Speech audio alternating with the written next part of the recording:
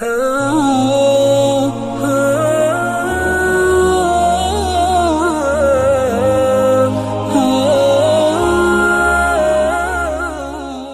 کے نیچے سبسکرائب کے بٹن پہ کلک کریں، بیل کے آئیکن پہ کلک کیجئے تاکہ ہر نئی ویڈیو کی نوٹیفیکیشن آپ کو ملے۔ ویسے تو جو دعائیں وظائف میں بتایا کرتا ہوں اس کی عمومی اجازت ہوتی ہے،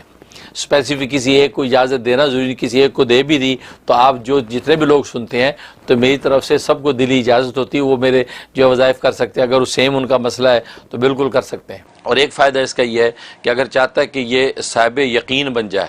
اس کا یقین اور انقیاد اتنا قوی ہو جائے کہ دنیا کی مادی چیزیں سامنے آ بھی جائیں تو اس کی نفی کر کے اس یقین پر قائم رہے، کیونکہ ظاہر ہے کہ نہ نظر آنے والا تصور اس پہ قائم رہنا آسان نہیں ہے جبکہ سامنے مادی وجود ہو،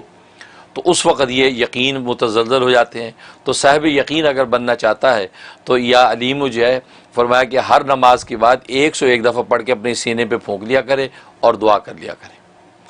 میں یہ کہا کرتا ہوں آج کی نئی نسلوں کے اندر اس کا بہت اہتمام کروائیں والدین، بچوں سے کہا کہ بیٹا یا علیمو جو ہے ہر نماز کے بعد 101 دفعہ پڑھ کے سینے پہ پھونک لیا کرو۔ اس سے کیا ہوگا، یہ ایمان و یقین ان کی اتنے قوی ہوگا کہ دنیا کے مادی جو ہے وہ نظریات سے ٹھکرائیں، جو وہ ٹھوکر نہیں کھائیں گے اور یہ مضبوط رہیں گے۔